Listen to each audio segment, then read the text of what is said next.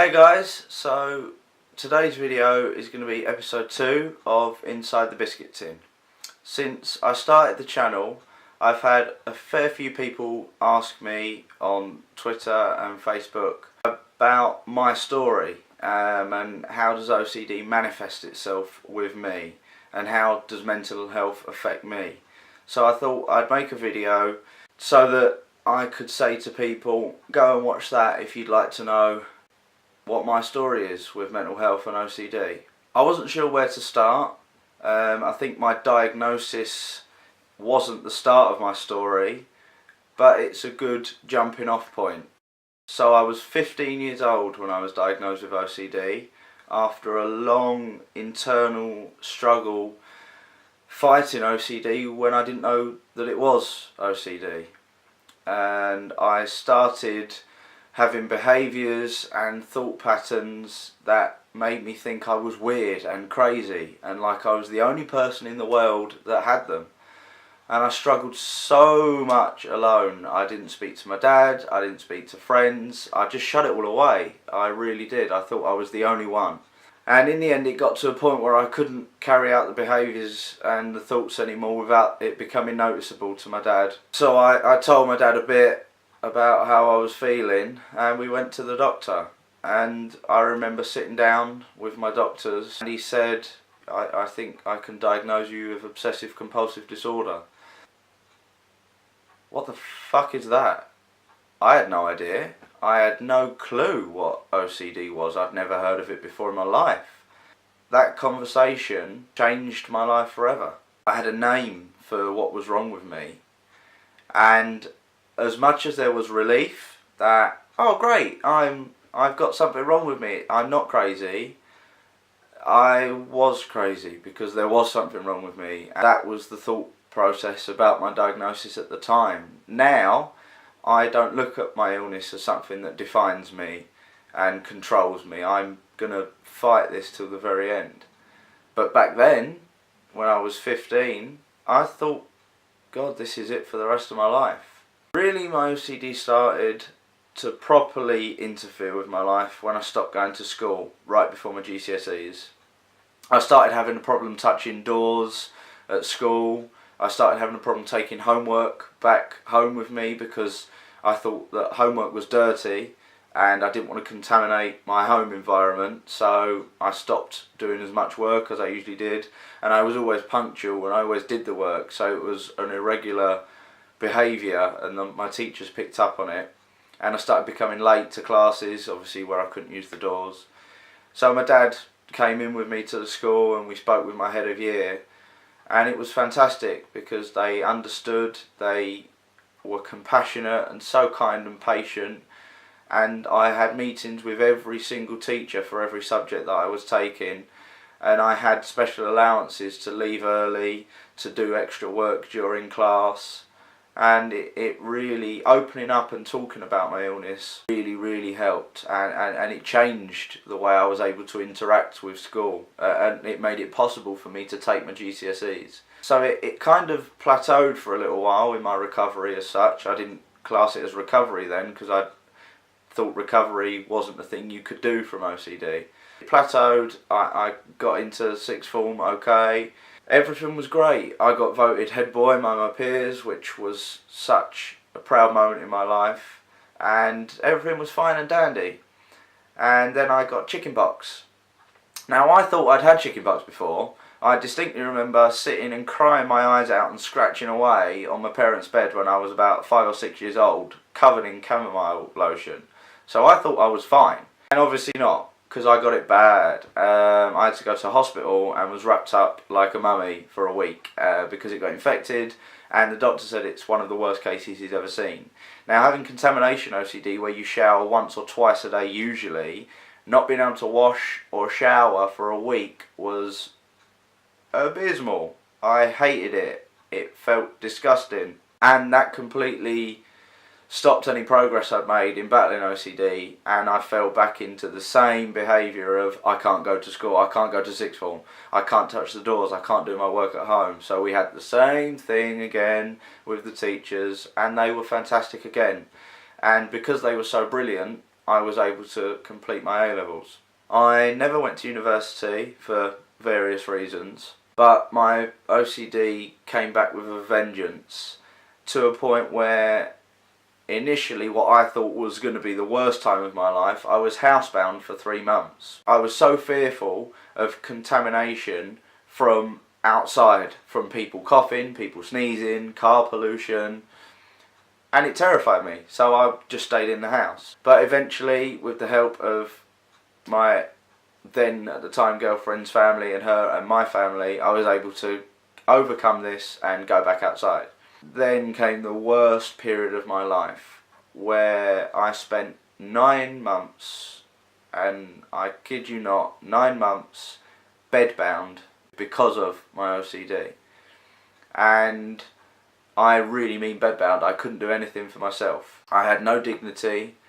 I was about 18, 19, 20 years old at the time.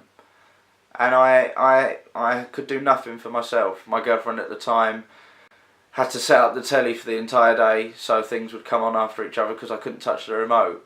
And my dad had to basically become my carer and stop going to work to come and get food for me and help me shower. And I couldn't even shower in the bath. I had to stand on a towel in the bathroom and use the sink and wash myself with a flannel.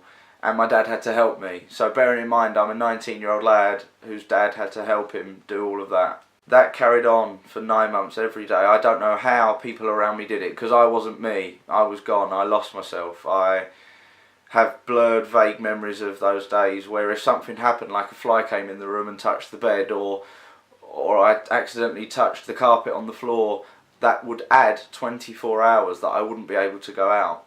At the time, I knew why I was doing that, but I didn't want to admit it because I was terrified and ashamed, and I was just riddled with guilt. And I was so scared that people like my dad and my girlfriend at the time and my friends would be disgusted with me, because I was disgusted with me. Eventually it got to a point where my dad broke down in front of me. He said, "I'm watching my son die and I can't help him. And I can't do this anymore." And to hear those words were the biggest slap in the face I needed to get my act together. I came up with the idea that I had to move away from everything and everyone, and we spoke to my family up north, and I moved up with them, and I left my dad, my nan and my then girlfriend. At the time, I really believed I would never see my dad or my nan again, because me and my girlfriend broke up even though we loved each other still. But I never thought I'd see my dad or my nan again. And I remember being in Debenhams in a cafe, and I said goodbye to my nan, and I thought that was going to be the last ever time I saw her. And then my dad took me on the train, and we came up on the day the Olympics started in London in 2012. We were the only ones going up north. And then I started my new life. And saying goodbye to my dad when he stayed at the hotel that night was awful. And I left with nothing. And I remember walking away from him. I was so sad. I cried and cried and cried for a week, because I never thought I'd see him again. And all of this was because of me not accepting myself for who I was and things that had happened in my past. And it manifested itself in such a ridiculous way, because, for example, I'm 23, 24 in a couple of weeks, and I was in the bath last night, and there was like a little moth flying around. And normally anyone else would jump out, or, well, some people might not be fazed at all, but ordinarily you might jump out, kill it, wash your hands, or just wash it off and get back in the bath. But because I was so terrified that it would touch me and contaminate me, or would touch my toothbrush on the top shelf of the mirror, or my shower gel bottles, I had to shout for my dad to come upstairs and kill this moth. And that's the reality of my life with OCD.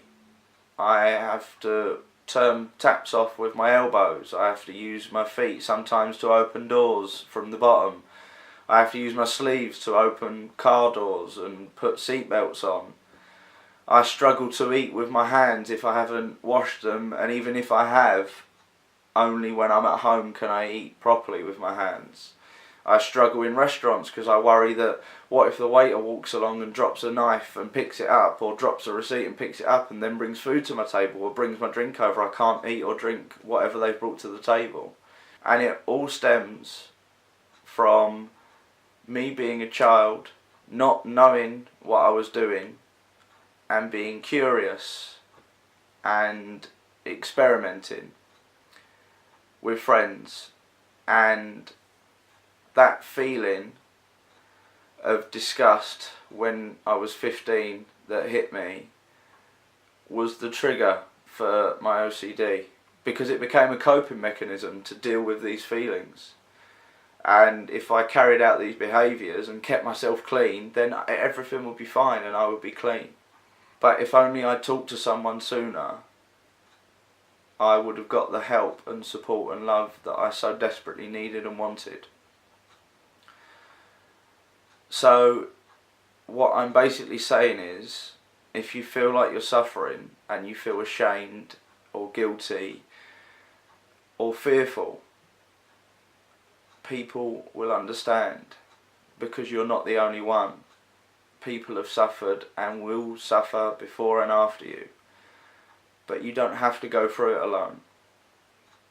Comment on this video if you feel like you need support. Speak to OCD Action, speak to Mind, speak to Time to Change. Speak to someone. Find me on Twitter, find me on Facebook or Snapchat or Instagram. The support out there exists and you can get help.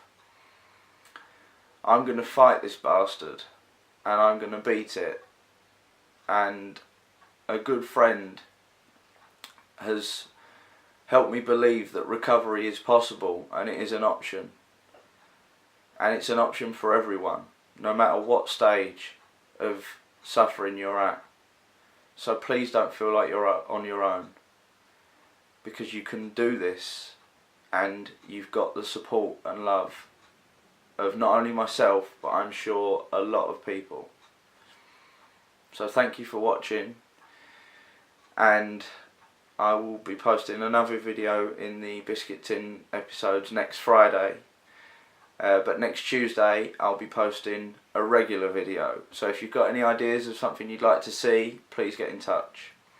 Have a safe and happy weekend and take care of yourselves.